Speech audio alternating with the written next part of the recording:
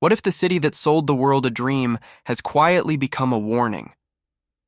New York is still marketed as the ultimate destination of success, freedom, and opportunity, but beneath the skyline and the movie scenes, something far more unsettling has been unfolding.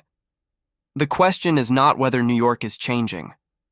The real question is why so many people refuse to admit how dangerous parts of it have become. For decades, New York symbolized safety regained, streets reclaimed, a city that survived chaos and reinvented itself. That story is still being told to tourists, investors, and dreamers around the world. But the lived reality on the ground no longer matches the brochure. In many areas, danger is no longer an exception. It is a constant presence, woven into daily routines, silently shaping how people move, think, and survive. Tourists arrive expecting energy and excitement. What they often encounter instead is tension, unease, a feeling that something is off. Certain neighborhoods carry an invisible weight, a sense of alertness that never fully turns off.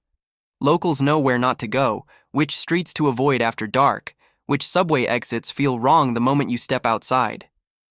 Visitors do not have that instinct, and that gap between perception and reality is where risk lives.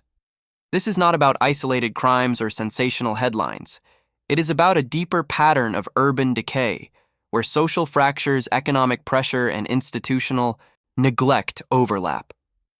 Entire areas have been left in a gray zone, still functioning on paper but broken in practice. Police presence fluctuates. Infrastructure decays quietly. Informal rules replace official ones. Survival becomes a skill rather than a choice. What makes this more disturbing is how normalized it has become. People adapt. They lower expectations. They accept behaviors that would once have been unthinkable. The city keeps moving, so the illusion of normality survives. But normal does not mean safe, and movement does not mean stability. New York's most dangerous areas are not always the ones you see in viral videos. They are often hidden behind routine, masked by familiarity, ignored because acknowledging them would mean admitting the myth is cracking. A city built on ambition now runs on denial. And the danger grows precisely because it is no longer openly confronted. As we move forward, the uncomfortable truth becomes impossible to avoid. Understanding where danger concentrates in New York is not about fear. It is about clarity. And clarity is the first thing the myth tries to take away. Before we go any further, this is the moment where your perspective matters. If New York still represents success, safety, or opportunity in your mind, pause for a second and reflect on what you are hearing here. Understanding the reality behind the image is the only way to break the illusion that so many cities sell so well. If this analysis is already challenging what you believed about New York, let me know in the comments. Write the word reality if you think the truth about urban life is being hidden, or myth if you believe the danger is exaggerated. If this kind of deep, honest breakdown of modern cities matters to you, leaving a like helps this conversation reach people who are still trapped inside the marketing version of urban life. And if you want to keep exploring what the headlines never explain, make sure you are subscribed, because what comes next goes even deeper into the parts of New York most people are told to ignore. At some point, danger in a city stops being a shock and starts becoming background noise. That is the moment when a place truly changes. In New York, this shift did not happen overnight, and that is exactly why it has been so difficult to confront. Violence, intimidation, and disorder did not explode in a single dramatic collapse. They crept in slowly, block by block, routine by routine, until what once felt unacceptable began to feel familiar. In many neighborhoods, people no longer ask whether an area is safe. They ask how unsafe it is, and at what time. That distinction matters. It signals a city where risk is no longer an exception, but a variable to be managed. Residents plan their days around it. Tourists stumble into it without realizing it exists. The same streets that appear ordinary at noon can feel hostile by early evening, and locals know that timing is everything. This normalization reshapes behavior in subtle ways. Eye contact becomes cautious. Headphones stay off. Phones stay hidden. People walk faster, avoid certain corners, cross streets instinctively without consciously knowing why. None of this shows up in crime statistics, but all of it reveals how deeply danger has embedded itself into daily life. When an entire population adapts like this, the city is already operating under a different social contract. What makes New York particularly unsettling is the contrast. Just a few blocks can separate luxury storefronts from areas where neglect is obvious and tension hangs in the air. Tourists often assume danger is clearly marked, visible, dramatic. In reality, it is quiet. It blends in. It lives inside patterns, not events. That is why people get caught off guard. They expect chaos to announce itself. It rarely does. Another uncomfortable layer is how institutions respond. Increased patrols in some zones coexist with near absence in others. Resources shift. Priorities change, and entire areas fall into a state of semi-abandonment. Not officially declared unsafe, but informally understood as places you pass through quickly or avoid entirely. This creates invisible borders within the city, borders that are enforced socially rather than legally. Every few months, a headline briefly pulls attention back to these areas. Then the cycle resets. The city moves on. But for those who live there, the danger never leaves. It becomes routine. And routine is, the most dangerous stage of all, because it kills urgency. When risk feels normal, warnings stop working. This is where tourists are most vulnerable. They enter a city that has already adapted to danger without realizing the rules have changed. And as we continue, the next layer reveals how entire neighborhoods slip into this condition without ever being officially labeled as dangerous. Some neighborhoods do not vanish with explosions, fires, or official evacuations. They disappear in a much quieter way. They remain on the map, their names still printed on subway lines and street signs, but socially, they no longer function as real communities. In New York, this kind of disappearance is one of the most disturbing signals of urban decline, because it happens without acknowledgement, without ceremonies, and without headlines. These areas are not abandoned in the traditional sense. People still live there, stores still open and close, buses still pass through. But something essential is missing. Trust erodes. Informal rules replace formal ones. Longtime residents retreat indoors earlier each evening. Public spaces lose their purpose and become zones to cross, not places to stay. When a neighborhood reaches this stage, it is already slipping into social invisibility. What accelerates this process is neglect layered on top of pressure. Rising costs push stable residents out. Those who remain are often the ones with fewer options, fewer resources, and less institutional support. Over time, services thin out. Businesses that depend on foot traffic fail. Maintenance declines. Lighting breaks and stays broken.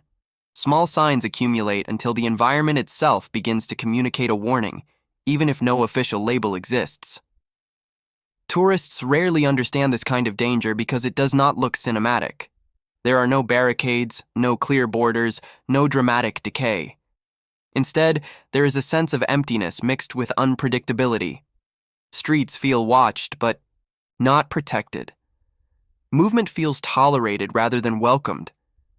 These are neighborhoods that have not collapsed loudly enough to be saved, but not thrived enough to be defended.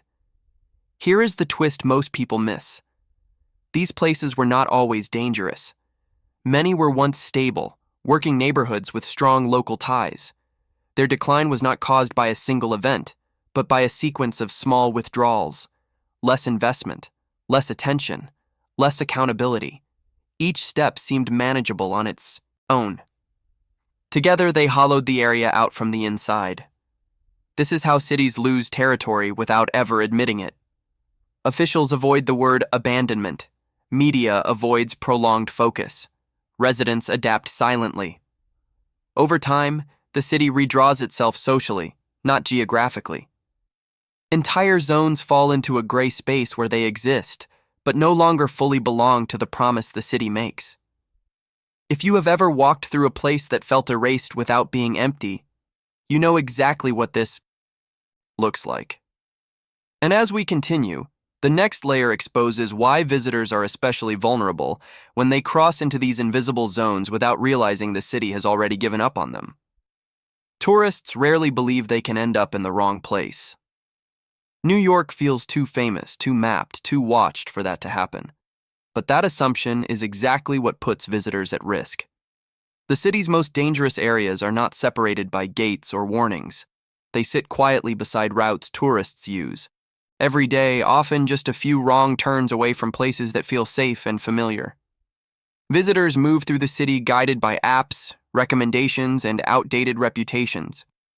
What those tools do not show is how fast conditions can change within a few blocks. A street that looks ordinary on a screen can feel completely different in real life. Locals sense it immediately. Tourists do not. They stop to check directions. They carry visible valuables. They move without urgency. In environments shaped by scarcity and tension, that difference is noticed instantly. This is where urban marketing becomes dangerous. New York sells itself as resilient, vibrant, controlled. The message is that danger belongs to the past or to very specific, exaggerated places. But reality is far more fragmented. Risk is spread unevenly and quietly. Entire pockets of the city exist in a state of semi-collapse, ignored because they do not fit the narrative. Tourists are never told about these zones because acknowledging them would crack the image the city depends on. There is also a timing element most visitors underestimate. Areas that feel calm during the day can shift rapidly as foot traffic fades. Businesses close, lighting changes, the social balance resets. What was neutral becomes unpredictable. Locals adjust their routines around this rhythm. Tourists often walk straight into it, unaware that the rules have changed with the hour. Another uncomfortable truth is that some dangerous areas survive precisely because tourists pass through them. Short-term visibility masks long-term decay. A few hotels, a subway stop, or a popular route can keep an area looking active while its underlying social structure erodes. Visitors see movement and assume safety. What they are actually seeing is surface activity covering deeper instability. When something goes wrong, it is usually framed as bad luck or an isolated incident. But these moments are not random. They follow patterns shaped by neglect, inequality, and denial. Tourists become vulnerable not because they are careless, but because the city refuses to be honest about where danger concentrates. As this pattern continues, the line between safe and unsafe becomes harder to read even for residents. And that blurring is not accidental. It is the result of a city that prefers confusion over accountability.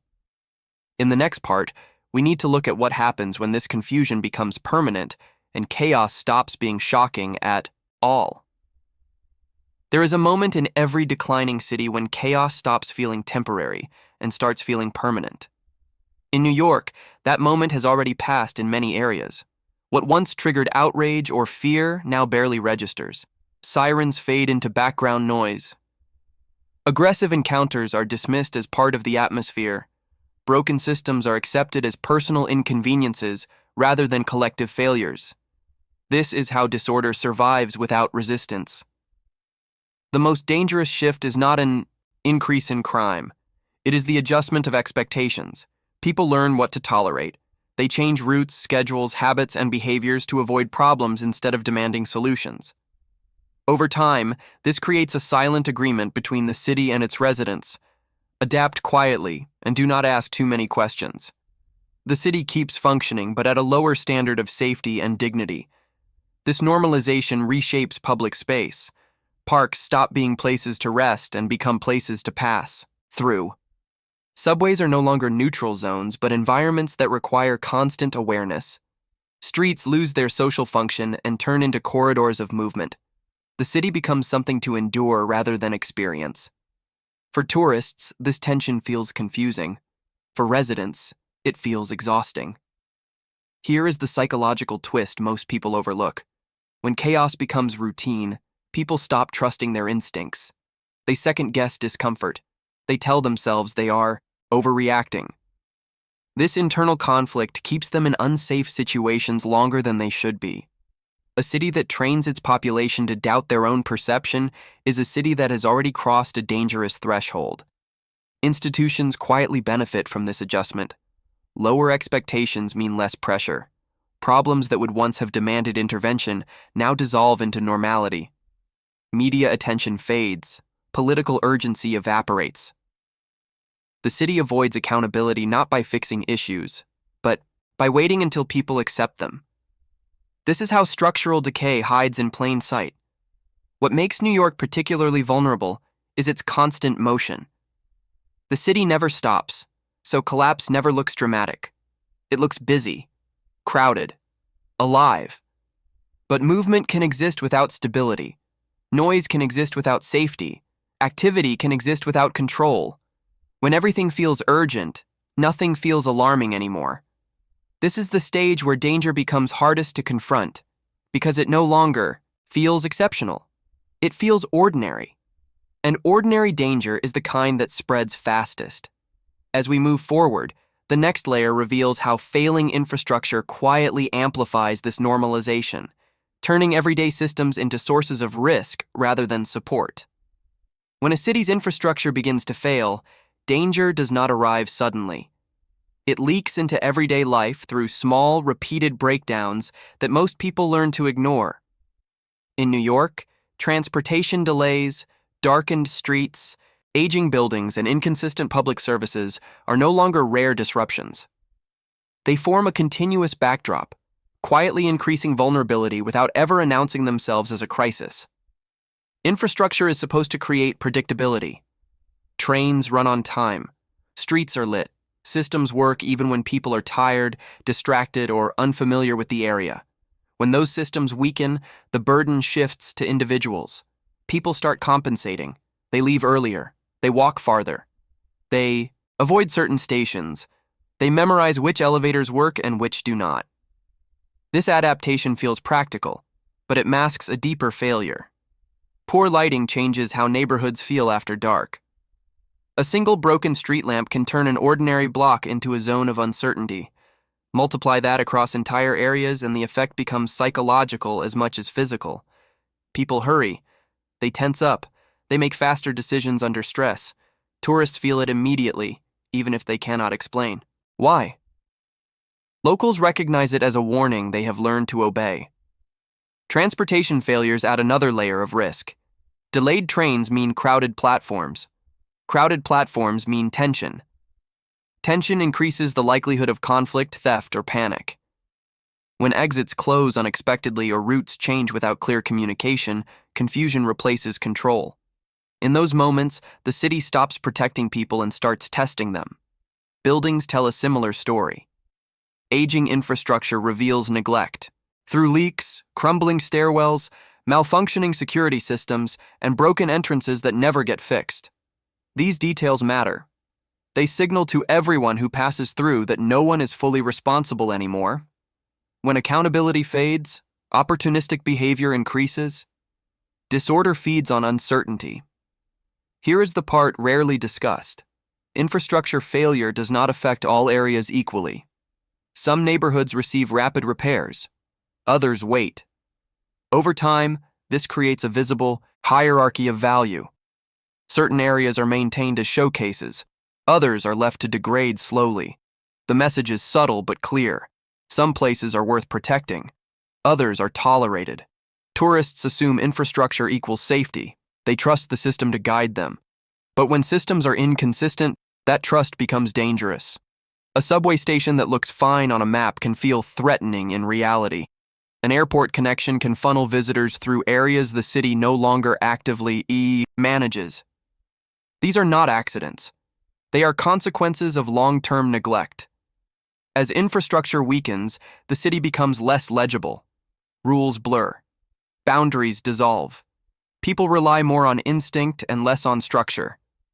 That shift pushes residents out first, then leaves behind zones where instability hardens into identity. And in the next part, we need to confront what happens when fear, cost, and exhaustion finally force people to leave, changing neighborhoods forever. People rarely leave a city all at once. They leave in waves, quietly, one lease at a time. In New York, this slow exit has reshaped entire neighborhoods without ever triggering an official alarm. Fear plays a role, but it rarely acts alone. It combines with exhaustion, rising costs, and the constant pressure of living on alert. Eventually, staying feels heavier than leaving. This is how silent expulsion works. Rent climbs faster than wages. Daily stress erodes patience. Safety feels conditional rather than guaranteed. Families reassess what they are sacrificing just to remain. Longtime residents who once anchored communities move out, taking stability with them. What remains is not renewal, but a thinning of social fabric that no amount of branding can replace. As people leave, neighborhoods lose more than population. They lose memory. Informal networks disappear. The people who once noticed when something felt wrong are gone. New arrivals arrive temporarily, disconnected, often just passing through. Accountability weakens. Public space loses its guardians. Areas that once self-regulated begin to drift. Here is the unsettling twist. Decline does not stop when residents leave. It accelerates. Empty apartments invite speculation rather than life. Short-term occupancy replaces long-term commitment. Streets feel less watched, not because crime has exploded, but because familiarity has vanished. A place without roots becomes easier to neglect and harder to defend. The city often frames this process as transformation or revitalization. But for those pushed out, it feels like erasure. A city that grows wealthier on paper while losing its people in practice is not thriving. It is hollowing itself out. Tourists see movement. Investors see opportunity. Former residents see a place they no longer recognize. This silent expulsion creates territorial gaps. Areas are neither fully abandoned nor fully alive. They exist in a suspended state, vulnerable to exploitation and instability. These zones rarely make headlines because they lack drama, but they are the clearest evidence of urban failure, places where the cost of living and the cost of fear quietly outweigh the promise of the city. Living in a city where danger feels possible at any moment rewires the mind in ways most people do not immediately recognize. In New York, constant vigilance has become a survival skill, but it comes with a psychological cost that quietly accumulates over time. People learn to scan faces, read movements, anticipate threats. The brain stays alert even when the body wants rest. Eventually, that state stops feeling temporary and starts feeling normal. This kind of pressure reshapes daily life. Sleep becomes lighter. Patience shortens. Small inconveniences trigger outsized reactions because the nervous system is already overloaded. Many residents describe a constant low-level anxiety that never fully fades. Not panic, not fear, just tension. A sense that something could go wrong at any moment, even during ordinary routines. Over months and years, that tension becomes exhausting. What makes this more damaging is how invisible it is. Psychological strain does not leave obvious marks. People keep going to work, they socialize, they function. But underneath, the stress accumulates. Decision-making changes. People take fewer risks, not just physically but emotionally. Trust erodes. Public interaction feels transactional rather than human. The city becomes something to manage, not a place to belong. Tourists sometimes feel this tension briefly and dismiss it as culture shock. Residents live inside it continuously. Children absorb it early. They learn which streets feel unsafe without being taught. They internalize fear as awareness. Over time, this shapes how an entire generation understands public space, safety, and community. A city that raises people in a state of alert quietly reshapes its future. Here is the uncomfortable insight most discussions avoid. Constant. Stress makes people more tolerant of dysfunction. When your energy is spent on staying safe, there is little left to demand better systems. Anger turns inward. Resignation replaces resistance. This psychological fatigue is one of the most effective forms of control because it does not require force. It relies on exhaustion. Mental health services struggle to keep up, especially in areas already under-resourced. Therapy becomes a luxury. Support systems weaken. People self-regulate through avoidance rather than healing. They leave when they can. Those who cannot stay and endure The city continues operating, but the emotional cost is paid privately, silently, one person at a time. One of the most disturbing aspects of New York's decline is not what is happening, but how little it is openly acknowledged. There is an unspoken agreement to look away. People sense the deterioration, feel the tension, experience the instability, yet rarely name it directly. Silence becomes a form of survival. Admitting the depth of the problem would force uncomfortable questions about responsibility, failure, and what the city has become. This collective denial operates at every level. Residents normalize what would once have sparked outrage. Institutions reframe structural problems as temporary challenges.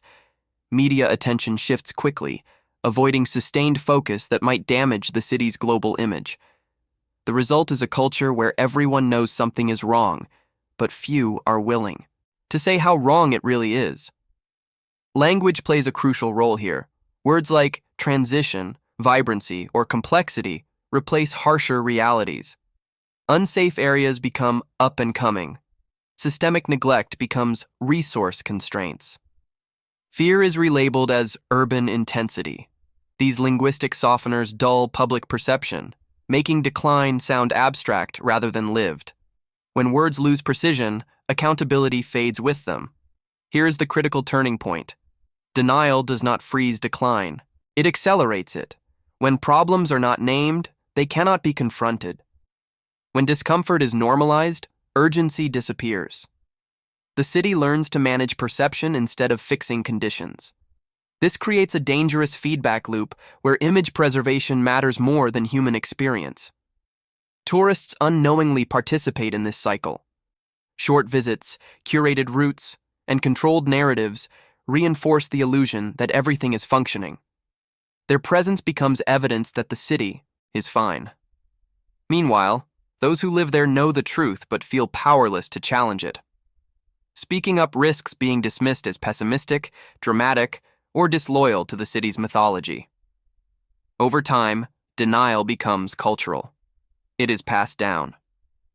New residents adapt quickly, learning what not to question. Children grow up inside a version of reality where constant tension is normal and systemic failure is background noise. The city survives not by solving its problems, but by teaching people to live around them. New York no longer functions only as a city. It has become a signal, a preview, a compressed version of what happens when myth is maintained longer than reality can support it. What unfolds here is not unique, and that is precisely why it matters.